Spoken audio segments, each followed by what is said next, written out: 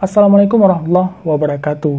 Selamat datang kembali teman-teman di channel Kita Lihat. Dan jumpa lagi dengan saya, Saiful Ambia, yang siap menemani Kamis malam Anda dengan cerita-cerita mistis.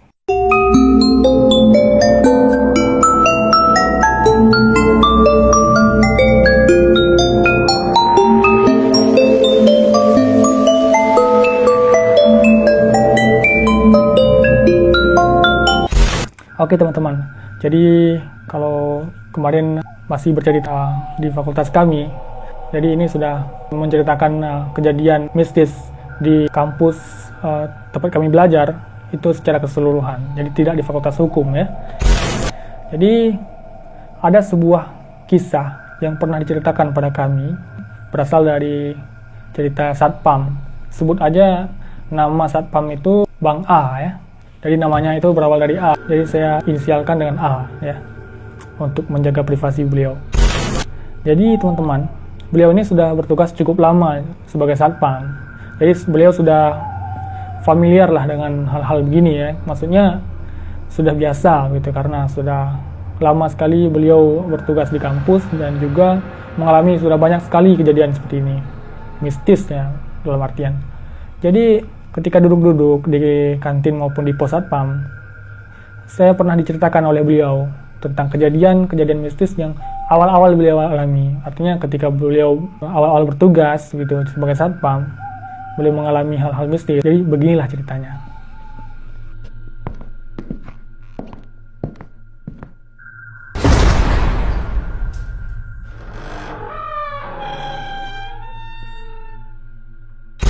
Jadi waktu itu dia bercerita satpam itu ada shiftnya. Ada shift sore masuk sampai pagi, ada shift pagi itu sampai sore gitu ya. Jadi bergantian gitu. Jadi ketika itu kebetulan masuk di shift sore, jadi beliau bertugas malam ya. Jadi beliau berkeliling komplek kampus kami itu malam hari.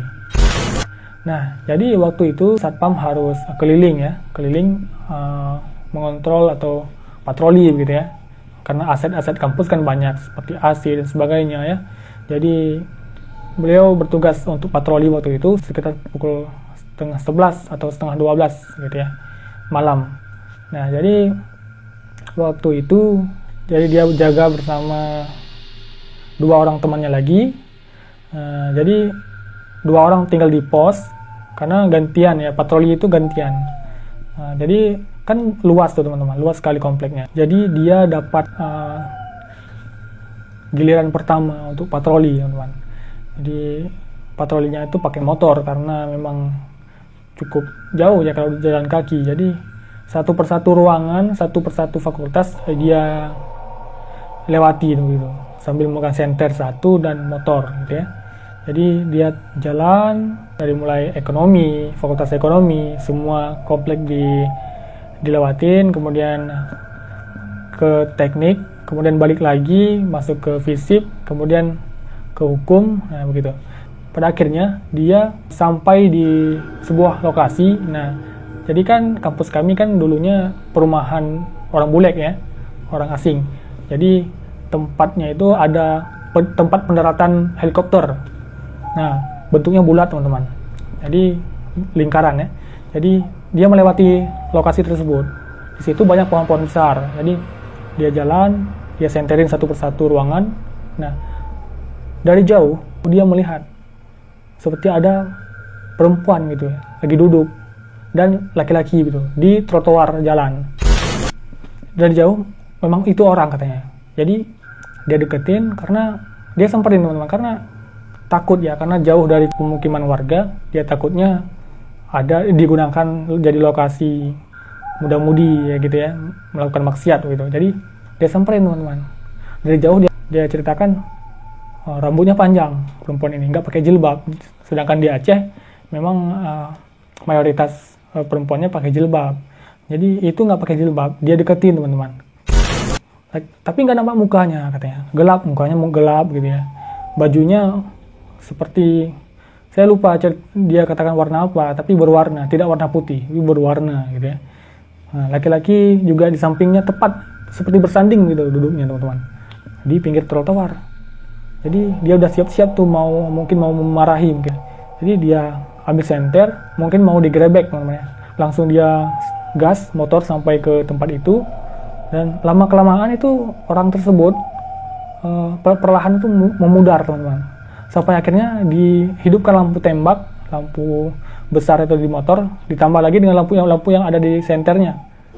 Nah, disorot ke orang tersebut, begitu dekat orangnya hilang teman.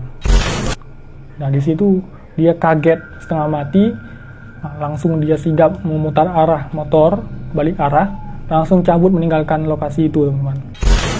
Jadi lokasi itu memang katanya memang agak aneh gitu ya. Banyak orang yang pernah mengalami hal serupa katanya, baik itu mahasiswa maupun satpam yang lain gitu ya. Jadi katanya dia kaget, langsung dia balik ke pos satpam. Sampai di sana dia udah lemas dia teman-teman, udah capek sekali, lelah sekali. Jadi langsung dia istirahat. Teman-temannya tanya kan, kenapa gitu ya. Langsung dia ceritakan, dan saat itu patroli dijadikan 2 orang katanya. Jadi kalau dulu patrolinya satu orang, sekarang udah jadi 2 orang gitu. Jadi sekali patroli 1 motor 2 satpam gitu ya. Menurut saya cerita itu memang creepy sekali teman-teman ya, ngeri gitu ya. Karena bayangkan aja teman-teman ketemu dengan orang gitu ya, yang teman-teman pikir orang, teman-teman samperin tiba-tiba hilang gitu. Menguap hilang gimana teman-teman? Pasti ya gitulah ya. Jadi satpam itu bukan pekerjaan mudah sebenarnya. Selain fisik yang kuat, juga mental juga harus kuat, terutama mental menghadapi makhluk seperti itu. Jadi teman-teman, gitu aja cerita dari Bang A, satpam kampus kami. Jadi cerita lain yang masih berhubungan dengan kampus, atau cerita yang pernah saya alami di luar kampus, atau cerita-cerita siapapun nanti yang pernah menceritakan pada saya, akan saya ceritakan di video-video berikutnya. Jadi stay tune terus teman-teman di channel ini, nantikan video-video terbaru. Oke teman-teman, semoga teman-teman bisa tidur dengan nyenyak malam ini. Wassalamualaikum warahmatullahi wabarakatuh. See you next time.